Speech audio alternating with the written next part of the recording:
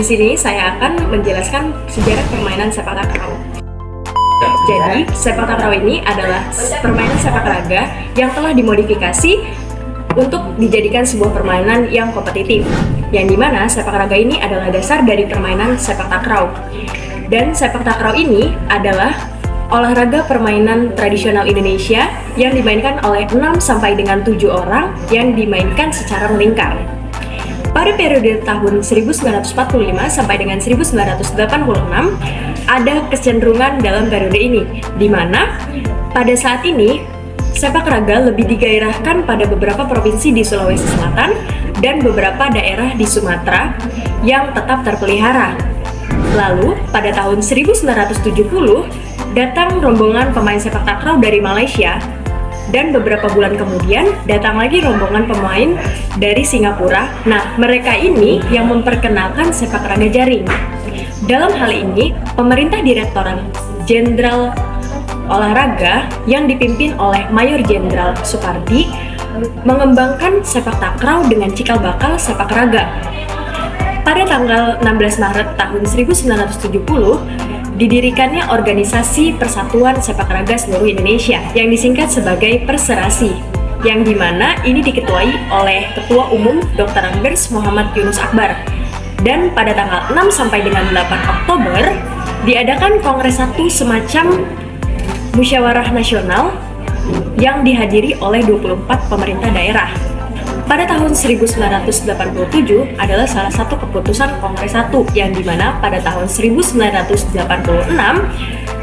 adalah pemilihan Ketua Besar Umum yaitu Insinyur Haji Marjoni, yang dimana hasil keputusan dirubahnya sepak takraw menjadi sepak raga. Terus selanjutnya saya akan menjelaskan pengertian dari sepak takraw.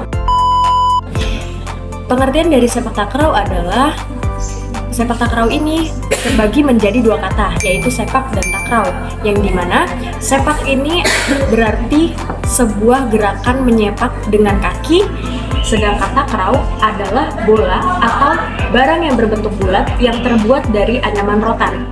Jadi sepak takraw ini adalah permainan sepak raga yang telah dimodifikasi untuk dijadikan sebuah permainan yang kompetitif.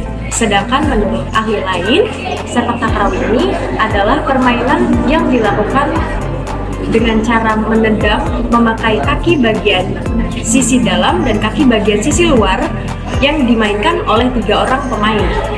Baiklah, di sini saya akan menjelaskan mengenai bentuk permainan dari sepak takraw sendiri. Nah, jadi sepak takraw adalah bentuk permainan yang dilakukan di lapangan yang rata dengan bentuk lapangan persegi panjang, serta lapangan ini dimainkan secara terbuka maupun tertutup yang tidak dihalangi oleh benda apapun itu. Kemudian lapangan ini dibatasi oleh jaring atau net, dan bola yang dipakai ialah bola yang terbuat dari rotan dan dianyam berbentuk bulat menyerupai bola. Pada permainan ini, anggota badan yang digunakan adalah bagian kaki serta bagian kepala, dan tidak diperbolehkan menggunakan tangan saat permainan berlangsung. Bola dimainkan dengan mengembalikannya melewati jaring. Permainan ini terdiri dari 2 pihak atau 2 tim, yang masing-masing timnya terdiri dari 3 pemain. Tujuan dari setiap regu atau setiap tim yaitu tugasnya adalah mengembalikan bola dengan sedemikian rupa agar jatuh kepada lapangan lawan, sehingga lawan tersebut tidak dapat mengontrol bola dan akhirnya lawan tersebut mengalami kegagalan atau kekalahan dalam permainan. Nah, setelah itu kita harus mengetahui tentang bentuk lapangan dari permainan sepak takraw ini. Yang pertama adalah lapangan dan ukuran. Panjang lapangan sepak takraw yaitu 13,42 meter, sedangkan lebarnya adalah 6,10 meter. Kemudian ada garis batas. Garis batas ini adalah garis yang ditandai dengan menggunakan kayu, kapur maupun tali dengan lebar 5 cm. Kemudian ada lingkaran tengah. Nah, di tengah lapangan sepak takraw ini terdapat lingkaran yang berfungsi untuk memulai permainan atau melakukan servis pada pemain tersebut. Dan garis menengah lingkaran ini yaitu 61 cm. Kemudian ada garis seperempat lingkaran. Pada penjuru tengah kedua lapangan terdapat garis seperempat lingkaran tempat untuk melakukan bola kepada pemain yang akan melakukan sepakan permulaan atau yang disebut sebagai servis dengan jari-jari 90 cm. Yang kedua ada tiang dan jaring atau net. Yang pertama kita bahas tiang terlebih dahulu. Pada lapangan sepak takraw terdapat dua buah tiang yang didirikan di tengah-tengah kedua garis samping di luar lapangan dengan jarak 30,5 cm dari samping. Tinggi tiang ini mencapai 5 kaki 1 inci atau setara dengan 1,55 meter. Kemudian yang kedua ada jaring atau net. Jaring atau net ini terbuat dari bahan biasa atau dibuat dengan menggunakan nilon dengan ukuran lubang-lubangnya dari 4 sampai 5 cm. Lebar jaring ini mencapai 72 cm dan panjangnya tidak lebih dari 6,71 meter. Kemudian, yang ketiga ada bola.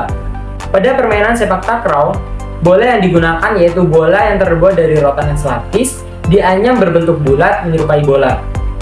Terdapat 9 sampai 11 anyaman dengan lubang-lubangnya mencapai 12 lubang dan lingkaran pada bola takraw ini mencapai 41 sampai 43 cm. Kemudian yang keempat ada pemain. Pada permainan sepak takraw terdiri dari dua tim atau dua regu yang masing-masing regunya terdiri dari 3 pemain dan satu orang dari 3 pemain ini berada di belakang yang dinamakan dengan tekong. Dan 2 orang lagi ialah pemain depan, seorang berada di kiri dan kanan. Yang berada di kiri disebut sebagai apit kiri, sedangkan yang di kanan disebut sebagai apit kanan. Saya akan menjelaskan tentang teknik dasar dalam sepak takraw. Jadi dalam sepak takraw terdapat 9 teknik dasar. Jadi yang pertama itu ada sepak sela.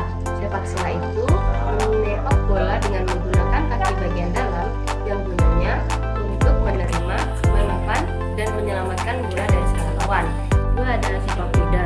Sepak kuda itu adalah sepakan yang menggunakan punggung kaki yang biasanya digunakan untuk mengambil bola yang rendah. Yang ketiga ada sepak cungkil. Sepak cungkil itu menyepak bola dengan menggunakan ujung kaki atau jari-jari kaki yang gunanya untuk mengambil bola jauh atau rendah. Jadi yang keempat ada menapak. Menapak itu menyepak bola dengan menggunakan telapak kaki yang biasanya digunakan untuk smash ke pihak lawan, menahan atau memblokking smash dari pihak lawan, dan menyelamatkan bola dekat net. Yang kelima ada sepak simpu atau sepak badai. Jadi sepak badai itu adalah menyepak bola dengan menggunakan kaki bagian tengah atau samping bola yang biasanya digunakan untuk menyelamatkan bola dari pihak lawan dan mengontrol bola usaha untuk penyelamatan. Yang keenam ada main kepala atau heading. Heading itu memainkan bola dengan menggunakan kepala yang biasanya digunakan untuk menerima bola yang melambung. Yang ketujuh ada mendada. Mendada itu memainkan bola menggunakan dada yang biasanya digunakan untuk mengontrol bola agar dapat dimainkan selanjutnya. Yang kedelapan ada memaha. Memaha itu memainkan bola dengan menggunakan paha dalam usaha mengontrol. Biasanya digunakan untuk menahan dan menerima bola. Yang kesembilan itu ada membahu.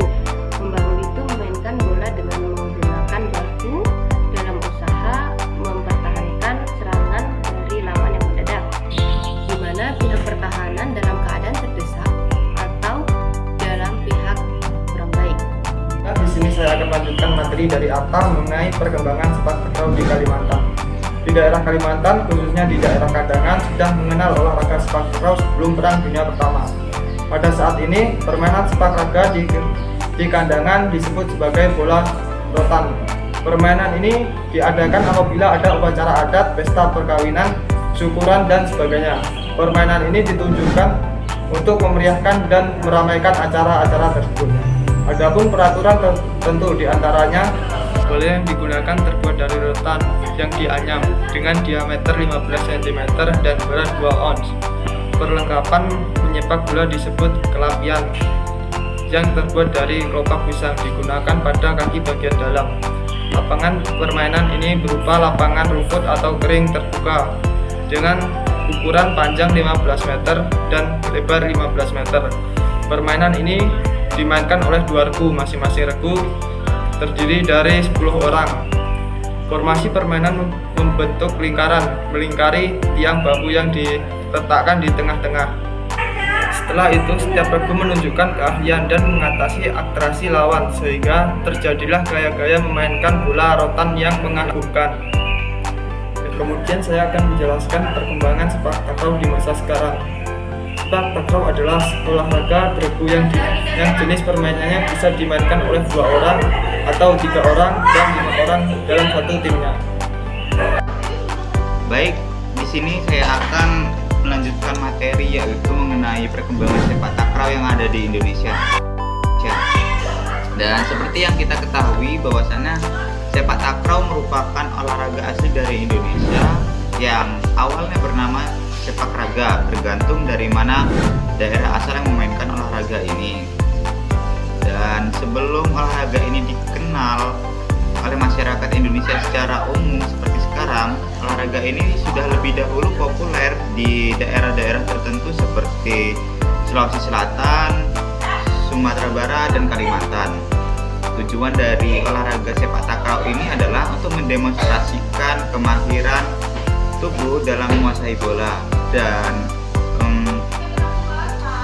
anggota tubuh yang digunakan untuk memainkan olahraga ini yaitu pertama menggunakan kaki, kedua menggunakan paha, ketiga dada, dan keempat kepala, kecuali menggunakan tangan. Pada awalnya olahraga ini dimainkan menggunakan bola yang terbuat dari rotan dengan tujuan yaitu memainkan bola selama-lamanya tanpa jatuh ke tanah. Nah, selanjutnya di sini saya akan menjelaskan mengenai perkembangan sepak raga yang ada di Sumatera Barat atau lebih dikenal dengan Minangkabau.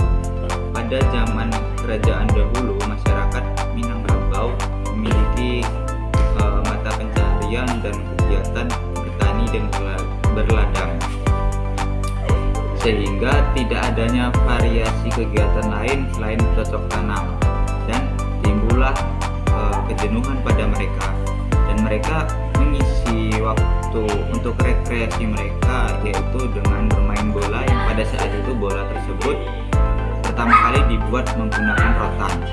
Nah, permainan tersebut mereka beri nama yaitu sepak rago, yang dimana sepak rago diambil dari kata rago yaitu artinya rotan.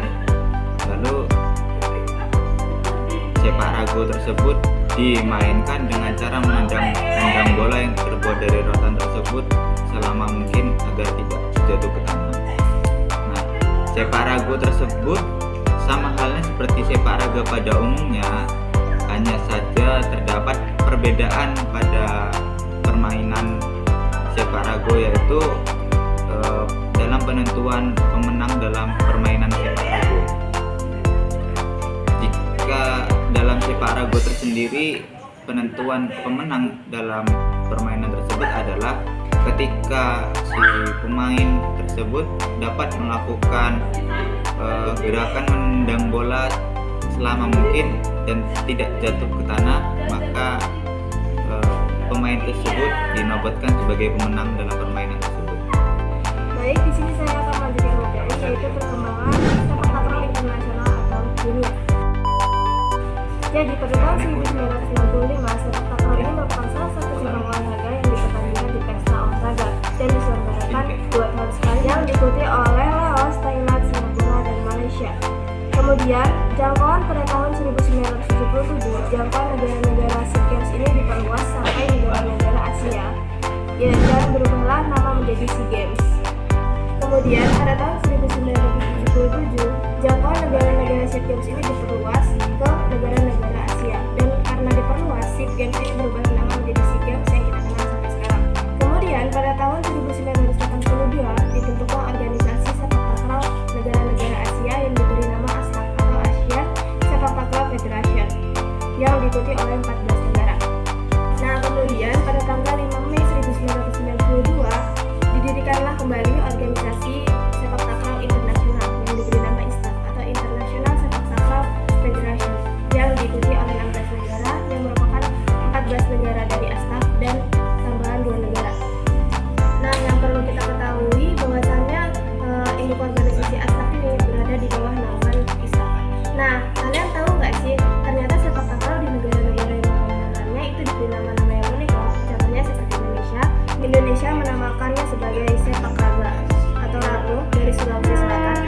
kemudian Laos dengan nama Qatar, dan Filipina dengan nama Sipa. Kemudian pada tingkat internasional, sepak takraw ini dipertandingkan di kejuaraan SEA Games, Asian Games, sepak takraw internasional, World Sepak Takraw Championship, Kings Cup Thailand, dan POM Asia Tenggara.